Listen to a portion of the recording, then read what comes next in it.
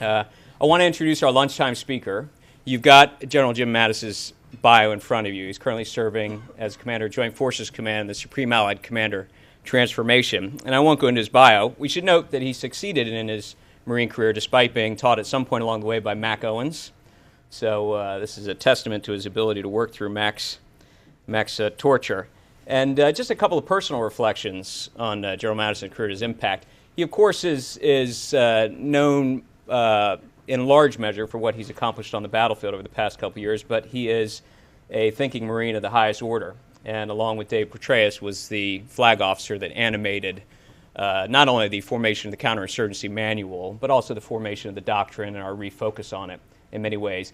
And when Dave pushed me when I was in office to start the counterinsurgency doctrine for the civilian side of government, one of the first things I did is I headed down to Quantico to link up with General Mattis and his group and seek his own counsel and the counsel of his group for how you get this thing done. So a first-class thinker in this regard. His battlefield exploits are legend and going to get more legendary as he will be portrayed in a film. There's no truth to the rumor that he'll be portrayed by Mickey Rourke. It's actually going to be Harrison Ford, I'm told. So that should be an interesting episode. And the last thing I would just note, and I think a reflection that many of us have, but when historians look back on the period of time and these wars we're fighting, I think they will largely and accurately describe them as wars of captains and lieutenants and sergeants and corporals. They will write about two generals. They will write about General Dave Petraeus, and they will write about our next speaker, General Jim Mattis. And that will be well-deserved accolades for two generals that have shaped the thinking and the conduct of counterinsurgency in this period. So without further ado, General.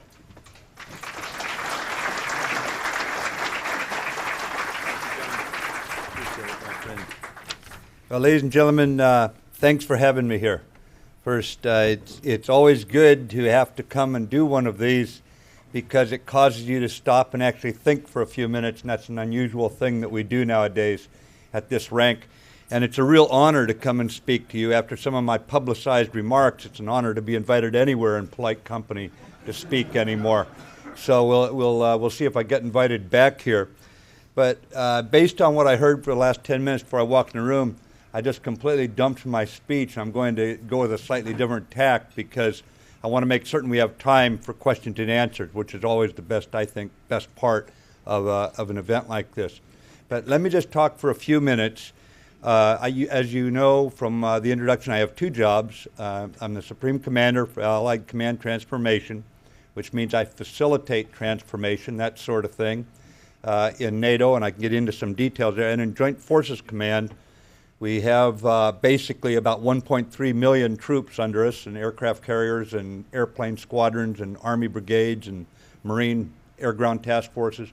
And when General Petraeus or Admiral Keating need forces, they come in and we assign those forces out. That part of Joint Force Command takes very little time. It's very straightforward, and we also train the Joint Forces headquarters that go in to Baghdad, to Bagram, to Hoa, there in Djibouti. We do that sort of thing. But the bottom line is I spend most of my time on forward-looking concepts. That's the intellectual demanding part. That's where the two jobs, NATO and Joint Forces Command, come together. And the picture up here, this is the sum total of my PowerPoint slides. This is Janus, Roman god. He's looking forward and backward. It's not two-faced hypocritical as we define it today. It's two-faced. You're looking at what's going on in the past. You're looking forward. And really the history that we have provides us some of our very best signposts for the future, especially if some of that history is very, very recent. And here's the bottom line. I got the phone call that I was going to the Allied Command Transformation and I was going to U.S. Joint Forces Command when I was in Kabul, Afghanistan. So I called for a map of NATO. They didn't have one there. And so they got me a map of the world, and I looked at it, and here I was, a Marine from California who answered to Admiral, at that point, General Abizaid and Admiral Fallon as the Marine Forces Central Command. And I looked at that, and there I was in Kabul, closer to Brussels than Brussels is to my headquarters in Norfolk. And therein lies part of the problem. because here's where we stand right now. We are superior to enemies in terms of nuclear warfare right now. We've lost a little bit of it. We'll get it back very, very quickly. Sleep well at night. The problem's solved. We are superior in conventional warfare. We've lost some of our edge. When we get the dwell time back to the Chief of Staff of the Army and to the Commandant of the Marine Corps, we will very rapidly recover our edge there. And we are not superior in irregular warfare, and that's what we've got to do.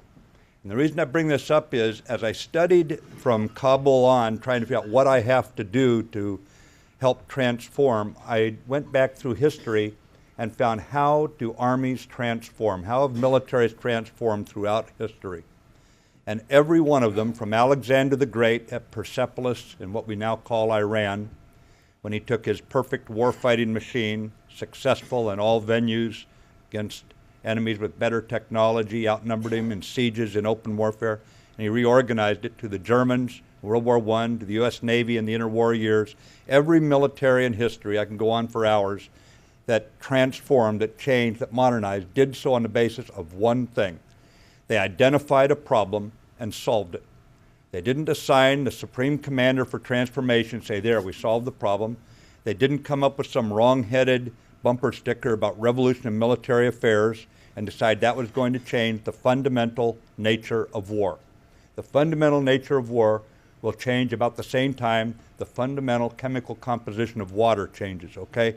War is war, unpredictable, bizarre at times, muddling. We muddle our ways in. If I was to sum up everything I've learned in 35 years of wearing this uniform, it could be summed up in 3 words when you go into a fight. Improvise, improvise, improvise. And the more we anticipate, the more we try to get it right ahead of time, the less you have to improvise in combat. You will always have to improvise. But how do we get it right? The way the U.S. military addressed this was we took the Joint Operating Environment, the JOE we call it for short, we always have an acronym, and we wrote what we think the problem is. Remember, we have to identify the problem. We laid out what the operating environment looks like that the joint force will operate in the future. And in doing this, we try to take the big trends in demography and in demographics and climate change, all these kind of things, and turn to what are the military implications and lay out the problem in the JOE. Then the chairman assigned to us to do the capstone concept for joint operations. There, we wrote down how the joint force will operate, and really for the first time, thanks to the clarity of the kind of battles we've been fighting, the different things happening in the world, first time since Colin Powell, the chairman, put his thumbprint squarely on how the joint force is going to operate. And so we have a problem statement and we have a solution, and now we take that solution and we test it. We experiment with it, we shoot holes in it, that sort of thing. We had all sorts of people help us. Some of them are sitting here in this room looking at me right now, and I appreciate it. We had people in our advisory group from the Hill. We had Senator Clinton. We had former Speaker Gingrich. We had the former sound mixer for the Frank Zappa band. We tried to bring in some really strange people to break us out of our regimented approach to problem solving and problem definition, problem setting. Because if we don't set the problem right, we are probably going to get it wrong. I don't care how short you Marines cut your hair or how fast you run 3 miles. If we get the concepts wrong, as the Israelis saw in Second Lebanon War, your boys, no matter how brave, are going to catch RPGs in the chest, and you're not going to accomplish your objectives. So when you get concepts incorrectly done, then you really pay a price. Our job is not to get it 100% correct. You will never get it 100% correct. We just don't want to get it completely wrong. And that's where we were off on the effort over the last few months to get this thing, I think, about right. We are absolutely certain that we will fight in the future. I was asked to talk about 21st century warfare. We will fight in coalitions, first, last, and always. We will be fighting against enemies in hybrid conditions. War is war. I accept that. And some people have asked me, challenged me, why do you use irregular war as a term? The reason we do it, ladies and gentlemen, is if we don't set up some kind of tension, some kind of magnet to pull the department out of its good old mano a mano conventional war, if we don't do that, then we won't shift the budgeting, we won't shift the focus over to where it has to go. Really, we're going to have to be able to fight hybrid enemies, and that could be something like Second Lebanon that we're looking at very closely, where a high-tech cruise missile takes out a ship, where an enemy hiding amongst the people sets off IEDs, where they're using cyber, they have good information operations campaign, they've learned how to influence the international media, all the things that you all have been hearing about, studying. I realize I'm talking to people who actually look at this. But the bottom line is we do not want the U.S. forces to be dominant and irrelevant in the future, and we can do that. That is what we must avoid by getting the problem right and the solution right. You take on the U.S. Air Force or the naval aviation, marine aviation at 15,000 feet in a fighter, NATO air forces, you only have one role, fugitive. You better fly away real fast or you're going to get shot out of the air. You take on a U.S. Navy on the high seas, they'll burn you to the waterline. That's all there is to it. You take on a U.S. Army in the open desert, in open terrain and mechanized warfare, the Army will annihilate you. That, taking on whatever the air forces leave untouched, which won't be much. But the area that we are not superior in is irregular warfare. And we are going to make irregular warfare, per Secretary Gates' speech about balance, we are going to make it a core competency of the U.S. military. We're not going to hold our breath. We're not going to say it's going to go away. That's not going to happen. And we're going to figure this thing out and decide who does what in this effort. It doesn't mean that every service is 50-50 conventional and irregular. Actually, it means an awful lot of our troops are going to have to fight across that entire spectrum. And if the Roman Empire could have troops that held the boundaries, the borders, and still disciplined inside against guerrillas and uprisings, if the British troops could do it, if they could hold the subcontinent, I believe it was with 22,000 British regulars on the Indian subcontinent by bringing on board the Indian Army, the British Indian Army, surely there's a way for us to figure out how to do this thing right with a mix of soft and hard power. So the bottom line is we've identified what we think is the fundamental problem, and that is gaining competency at the national level and right down to the tactical level under the strategic to tactical compression in irregular warfare without surrendering our nuclear superiority and our conventional superiority behind which the international community gains great benefit. Now, we've got some paradigms being broken. You have to wonder, if we were here a year ago, I would tell you the chances of borders being changed by force in Europe pretty much gone, right? We resolved that, said it's over with. Well, borders were changed in Europe. If you consider Georgia part of Europe, kind of a stretch, but I guess it is. Borders have been changed by force, and not much happened, did it? I mean, basically, a lot of newspaper articles written, but not much happened. So what does that tell us about the future? One thing is we surrender our superiority in conventional war at our own peril. You think it's expensive to keep a conventional war force alive. It's a lot more expensive to have to fight a conventional war. So we're not given the freedom with America where it's at this point in its history to say we're going to surrender some part of the spectrum. The paradox of war is the enemy will always move against your perceived weakness.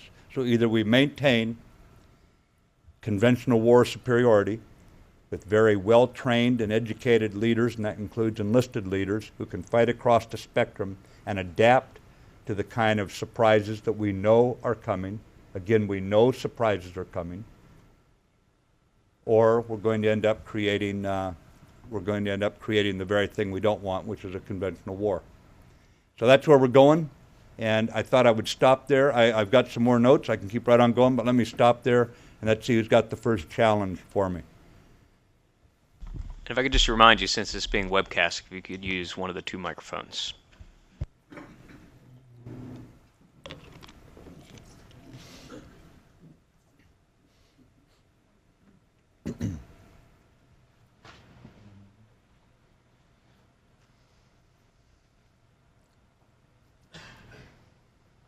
General Chris Seipel, I'm with a group that looks at religion and security. Two questions for you. What are we doing to prepare our troops, men and women, for cultural engagement, and in particular religion, and especially Islam? That's the common element, like the weather, that affects all that we do from Israel all the way through Iran, India. Second, with your NATO hat, the supply lines into Afghanistan aren't so good now. Looks like Uzbekistan could come back into the picture. What are your thoughts on Termez becoming a land bridge again, and maybe using Termez as a cultural engagement training center for NATO troops going to do PRTs? Yeah, I'd rather not address that second one because I don't consider myself an operational commander, and there's too many people running around speaking authoritatively about things they don't know. If I know something about that because I've served over there, as you know, for a bit. But I'd rather leave that to someone I think would be more appropriate, if you don't mind. I mean, obviously, we can resupply ourselves in Afghanistan. It takes strong diplomatic efforts. We need alternate routes. I have no problem with the one you're proposing, but I would defer that to General Petraeus and our State Department and the people who work those alongside the NATO headquarters. But your first one, I think, goes to the heart of what we have to change in our military. We do not live in an age where you can say we're going to send troops into a theater and expect them to have a positive impact unless they are historically and culturally, linguistically, religious-wise, they understand where they're going. The Japanese Army has a saying that if you send an untrained troop into battle, he's a bigger threat to his comrades and to his own mission than he is to the enemy. In our industrial way of forming armed forces at times and our desire to use whatever weapon system we have, we sometimes forget that war is a human problem that demands human solutions. We, as a British Prime Minister put it once the Americans have exhausted all the possible alternatives, they'll do the right thing. From the coin doctrine and from the training we've shifted to, from the cultural training, I think we have really broken the code on this. Now the challenge is more along the language lines. We can get it right as far as the cultural training, religious preparation of our troops so they know what they're getting into. But I think we need to have a degree of honesty about all this. And we need to make sure that we don't create an enemy that's more monolithic and has more support than he really has. There was no surprise to any of us that Al-Anbar province in Iraq turned against the enemy. In 2004, we knew we were going to turn them. Now, you think of all the news articles that have been printed since 2004, but we knew we were going to take a largely Christian, all-American force out in that western Iraq in the Sunni Triangle, and we knew that combination didn't go over well, but we knew we could turn them. So I think it's just as important as you talk about how we prepare them for the religious aspect, that we make certain we don't overemphasize it. Those folks turned, and you could say, well, why would they turn against their own religion? It has nothing to do with religion. This is a fight against tyranny. These people really believe when they get in charge, women have no human rights, they're beasts. They don't go to school. This isn't propaganda. I mean, I've talked to enough of them we captured. In Kandahar, Afghanistan, when we first went in there, not one girl had been to school for 5 years. It's more important that they understand this aspect of the tyranny we're up against, and whether you call it Islamic fanaticism or, I mean, these people have killed more Muslims than they've killed Jews or Christians, and it's something to remember. So we just got to be careful how we do this, and we don't make it too broad a brush. And I think we're doing it about right now, but we've got a ways to go. Those of you who've been around a while remember Soviet military power. Every year we'd put out a big shiny book, and every one of us knew what a motorized rifle division was made up of. Every one of us knew what range on a flanker aircraft. We knew this stuff. How many of us today know to the point they could answer your question? We're not there yet, but we're on the right trajectory. Thank you.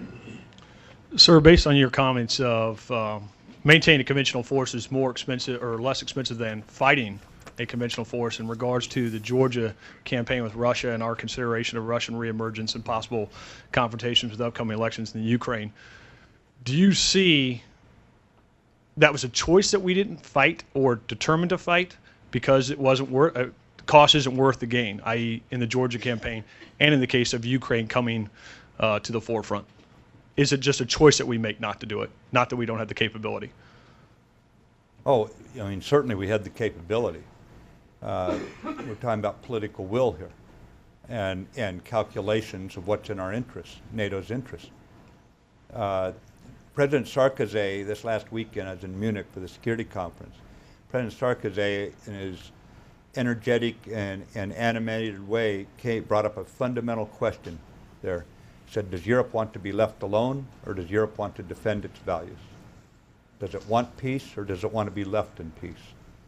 A very interesting question. I think that in this case, Georgia was not part of NATO, and it's a legitimate question about whether or not NATO should have done anything about this beyond what it did. I leave that to policymakers. I wear a uniform. But that said, you know, we're going to have to come to grips with this sort of thing in a manner that allows us to give clearer guidance in the future so that people don't push us too far. My read of history is you stumble into wars, you muddle into wars, other things happen and drag you into wars. I don't think that's changed one bit. So actually I'm going to Georgia here in about 2 weeks and spend a couple days there with them. I could probably answer your question better after looking at what actually happened there. But it doesn't change the fundamental idea that your values and your interests, if your values are part of your interests, if you really believe your values, your principles are worth fighting for, you've got to make very clear what they are so you avoid that sort of misunderstanding. Yes, sir. Thank you. Probably not the best answer, but it's the best one I can give you right now. I think President Sarkozy, his question is the best answer. Yes, sir. We're going to take a online question from one of our online participants and then come right back over here. Go ahead, Alan. We have a question from General Mick Traynor. Could you say a bit about your views on effects-based operations? Thanks a lot, General. Ladies and gentlemen, we're all subject to our own experiences. I've been called an infantry officer, which would surprise the Marines, because even in infantry battalions, of course, you have F-18 pilots in your infantry battalion from the time you're a second lieutenant, tapping you on the shoulder saying there's a different way to solve this problem. Watch this.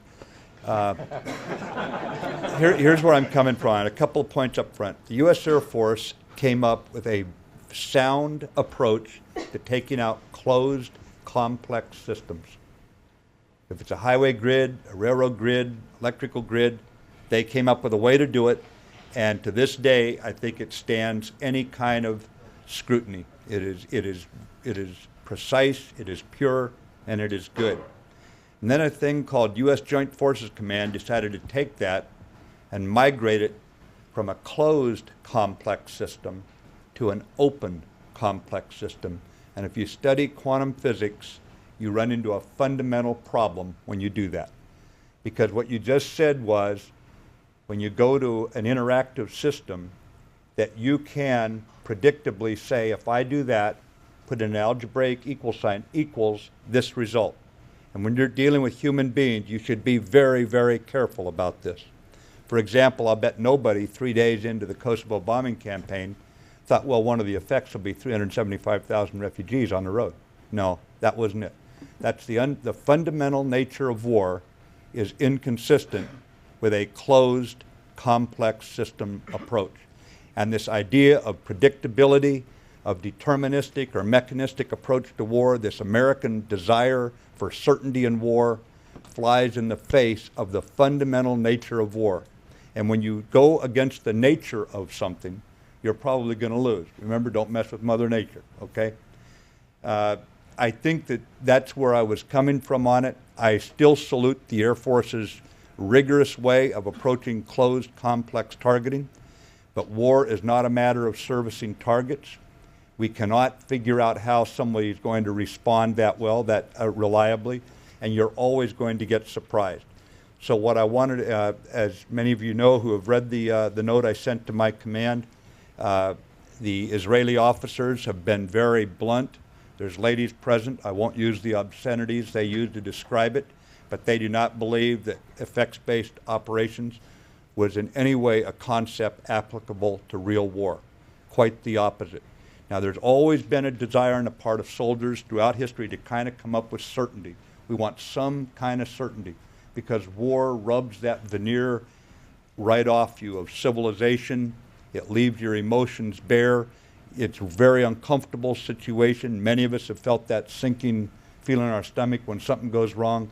But you simply have got to teach people how to deal with uncertainty don't go with a quantification of things when human will, imagination, courage are so important. Those are the ultimate determiners of warfare. So, General Traynor, that's where I was coming from on it, sir. And I'll just stop there and see if you want to ask another question. We can almost smell the cigar smoke from Mick coming through the computer for those of you that know and have worked with him. Please, go ahead. David Danello. Sir, I was wondering if you could expand on your comments on Mexico in the Joe. Wow. Well, the Mexican ambassador's asked to see me, and we hope to link up very soon. I just tell you that the Joe, the Joint Operating Environment, as I described it, is not a statement of U.S. policy. It's not predictive. It's speculative. And it's designed exactly with discussion in mind, to break out of some. How many of you ever heard of the Joint Operating Environment in the last, how about in the last, before this year? A few of you? Good. Because by and large, I found it was not gaining any traction or being acted on, David, at all before. So I brought in some real smart folks. They didn't all wear uniforms, and their job was to come up with a catalyst document to go after the future in a way that was not as constrained to what we would be comfortable with. It's also a way to engage our own nation in what it's doing. For example, where are 95% of the weapons contributing to the murder in Mexico? They're coming from this country right here. Where is all the money coming from that's destabilizing Mexico? It's coming here because of an insatiable drug appetite. I don't even see any drug messages on TV anymore. Remember those old things that showed those frying eggs, your brain on drugs? Haven't seen any. Maybe we can at least start reducing the demand for drugs in this country, recognizing what it's going to do to a neighbor. Maybe we can reduce the number of guns we're sending south because we're coming out saying we've got a problem in Mexico. But it's obviously a very serious concern, their national security situation, and for obvious reasons, it's going to bleed right across the border. So thanks for your book, by the way. Sir, good to see you. First, I want to congratulate the Marine Corps for the effects-based operation that they successfully conducted in El Anbar province. And I was wondering how you were able to predict in 2004 the effect that you would create in El Anbar province equated to a military operation. But we'll put that aside for another time. I will answer that, Charlie. Let me explain something to you. It was a non-quantifiable problem, and it was based on military judgment. We quantified what we could, then we implemented our military judgment and inserted that. But the idea that only the Americans could spend hundreds of millions of dollars and say, you know what, I'll bet it's a good idea to have some result in mind if we're going to do something. I mean, Eisenhower landed in Normandy, said, I think I'll just land over there on the beach. I don't know what the hell I'm going to do when I get there. No, he knew he was going to go to Berlin and kill Mr. Hitler. It was very clear what he was going to do. The idea, only the Americans could come up with something that strikingly obvious, declare it a concept, and then make it a rigidly information-laden demander of huge headquarters that would paralyze everything down below. It was a bastardization of what your service did that I resent intellectually about it. It is not where you took it. I think it went too far and had to become rigid and information-laden, because if you did not do that, you could not make the predictive assessments that required quantification. And that's where it went wrong. It was not with what you all did in the beginning. But please go ahead, Charlie, with your question. But actually, I think your explanation here today of what you really mean is very, very helpful, sir, because I think that there's a lot more common ground with what you said here today than is popularly understood by the bumper stickers. Yeah. But what I really want to ask you about is, are you all giving any thought? General Wickham wrote an article about small footprint coin operations, and as we look to the future, is Joint Forces Command giving any thought about how do we adapt an operation where we know we're going to have limited numbers of troops, we can't meet the troop ratio in FM 3-24? How do we go about doing coin operations under those circumstances? You given any thought to that? I do, Trey, thank you. I just got back last week from one of a series of meetings with the Commander of Special Operations Command as we try to marry the General Purpose Forces and SOCOM for how we're going to do this, probably trying to preclude having to send in large, heavy footprints. Obviously, sea basing has a lot to say for it because you don't put those troops ashore other than in temporary locations. An expeditionary situation where not every troop has a big screen TV and 18 entrees on the menu that night as it's completely isolated from the local people. In other words, we're talking about a fundamental shift in comfort levels, basing, and that sort of thing. But also, I think that I would like, if I could make one change to Joint Force Command, kind of superficial right now, I'd change it from Joint Forces Command to Coalition and Joint Forces Command. We're not going to fight alone. And I think if we go into this fight with the understanding that every nation brings something with it, it doesn't matter if we have technical interoperability, if you have a spirit of collaboration and you're willing to work with them, small teams of Americans, whether it be the USS Mercy or Special Forces operating somewhere, or an Air Force team that teaches people how to use small propeller-driven airplanes to maintain surveillance over bad borders and this sort of thing. There's ways we can do this that hopefully will preclude large footprints ashore. But there comes a time, due to this accident of history that we were born into, where the Americans are going to be seen as the leader. And if we are not willing to commit a large number of troops on the ground in some circumstances, we will not prevail. So it's going to be a balancing act, but we see ourselves having to reduce this heavy footprint, this logistically demanding and sometimes problem-causing by its very presence footprint. And we are going in that direction. It's going to require more troops in the Army, the Marines, Navy, Air Force to be advisors, that sort of thing. But we are going in that direction. And if you want to come down and look at what we're doing and give me any of your thoughts, you're welcome. I'd appreciate the outside review. Thank you, sir. We've just set up, by the way, ladies and gentlemen, our first joint irregular warfare center.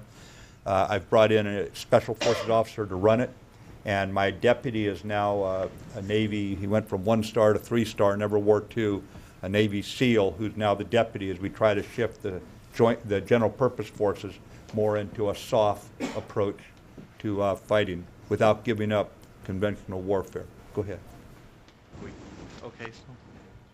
Yeah, go ahead. We'll do, if you could we'll do yours and then a quick one from online, and then we'll probably have to wrap up. Okay. So go ahead. Sir, you had cited both the Romans and the British in India as examples of militaries that were effective at both conventional and irregular warfare. Both of those militaries made very effective use of auxiliaries or indigenous forces. I was wondering if you could comment on our current and future capabilities for training and advising indigenous forces and what Joint Forces Command's role in developing that capability might be. Sure. General Casey, the Chief of Staff of the Army, the Commandant of the Marine Corps, General Conway, Admiral Olson and I sat down to try to come up with some idea of what's the division of labor, because this is a growth industry for obvious reasons. We see ourselves doing more of it, as I mentioned just a moment ago, and the division of labor will probably be where we need people to build relationships. That's going to be a special forces kind of job, and they've been expanded. Where we want to just go in and train people in marching, basic marksmanship, first aid, small unit tactics, that sort of thing, the general purpose forces will probably pick up most of those. And that's why we're going to need more troops who are culturally adept, who are comfortable working outside Mother Army, Mother Marine Corps kind of stuff, and able to work in small teams.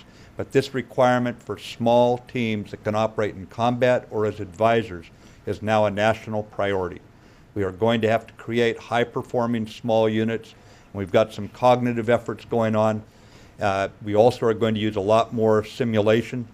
We're going to try to mimic for our joint small units, for our joint forces small units, what the aviation and maritime forces have done with simulation over many, many years. That's part of this shift to an irregular warfare advisor kind of ability without giving up an aggregated conventional force at the same time. There's ways I think that technology can help us, and it especially comes to the human interface. That's where it's really helpful to us.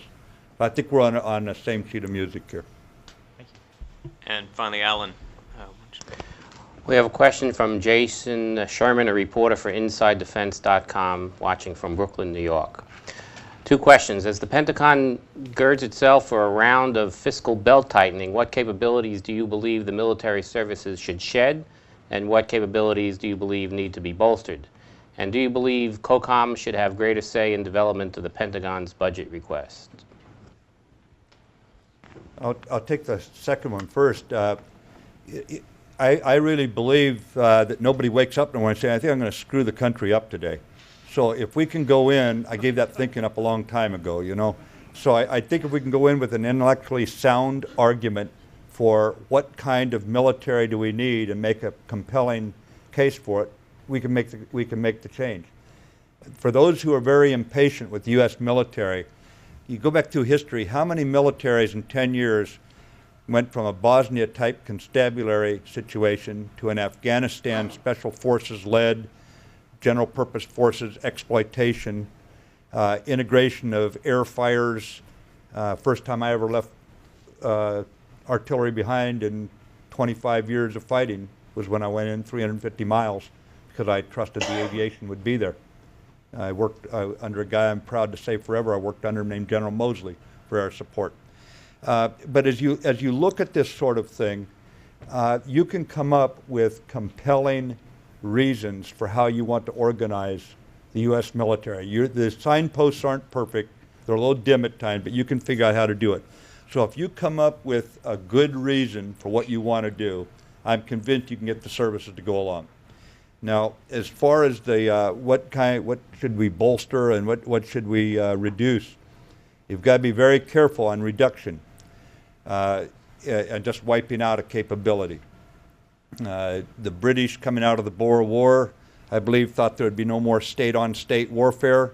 They decided it would be small insurgencies, and 10 years later, 12 years later, their boys are going into machine guns because they can't conceptualize these changes in war, and they just keep throwing boys against it. But I think that when we look at the capabilities we need to retain, we need to retain air superiority, clearly. I think we must retain forcible entry if we want to reassure our friends and threaten our enemies. And we do have enemies in this world. I think that when you look at basing of our troops, I think that is a place that you could tighten the belt in a number of ways. It doesn't mean to bring the troops home. I think we've brought, frankly, too many troops home from Europe. I don't think we should bring home any more troops from Europe. But I think that what you need to look at are what capabilities you want to retain in the conventional, irregular, and nuclear types of war, and make certain that what you do is you confound the enemy's logic. Figure out what they're going to do to move against you, and then checkmate it intellectually.